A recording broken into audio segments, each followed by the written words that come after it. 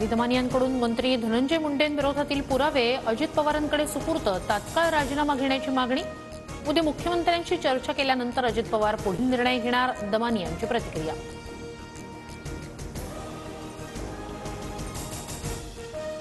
धनंजय देशमुखांनी अंतरवाली सराट येथील उपोषणस्थळी घेतली मनोज जरांगेंची भेट। मस्साजोग ग्रामस्थांसह धनंजय देशमुख उद्या एक दिवसीय उपोषण करणार।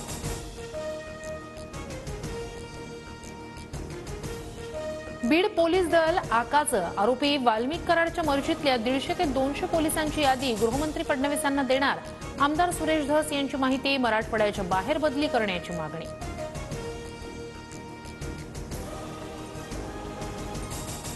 वाल्मिक कराडच्या दिमतीला 7 हवालदार। बीडच्या मध्यवर्ती कारागृहात रात्री मस्त मैफिल रंगते।